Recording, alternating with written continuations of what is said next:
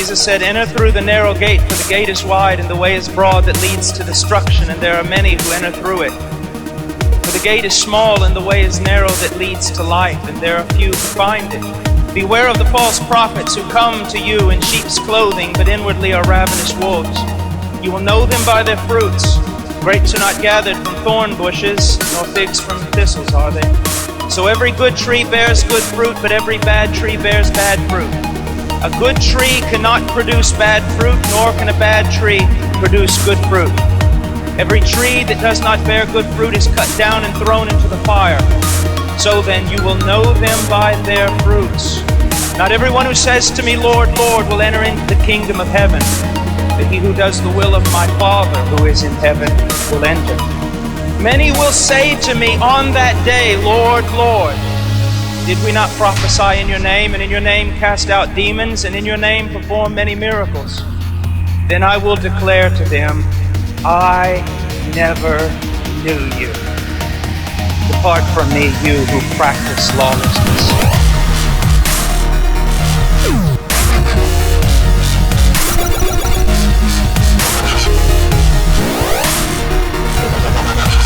You will know them by their fruits.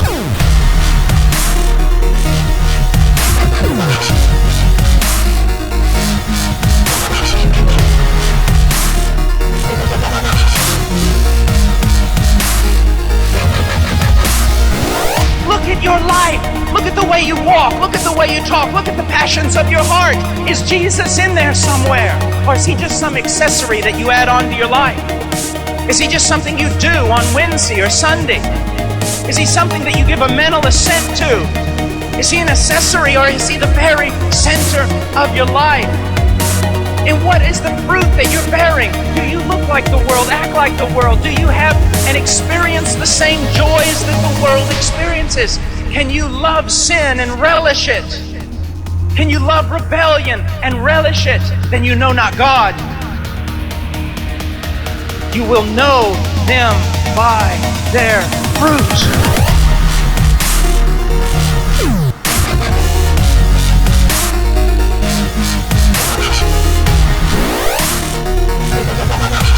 You will know them by their fruits.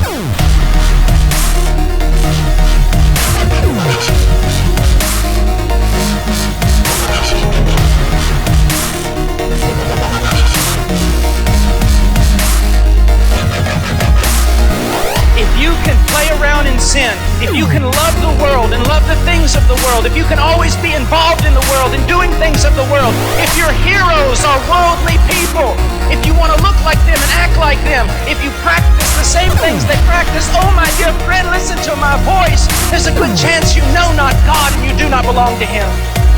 How is it that so many people today profess to have had an encounter with Jesus Christ, and yet they are not permanently changed?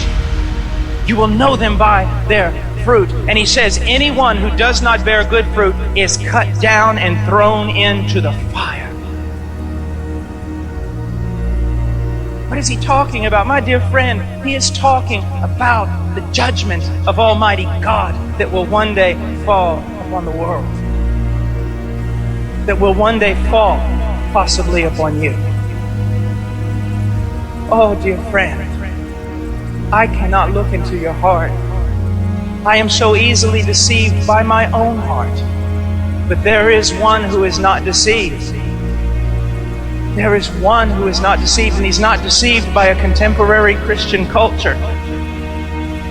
He knows. You will know them by their fruit. Therefore, everyone who hears these words of mine and acts upon them may be compared to a wise man who builds his house on the rock. And the rain fell, and the floods came, and the winds blew and slammed against that house, and yet it did not fall, for it had been founded upon the rock. Everyone who hears these words of mine and does not act on them will be like a foolish man who built his house on the sand. The rain fell, and the floods came, and winds blew and slammed against the house, and it fell, and great was its fall.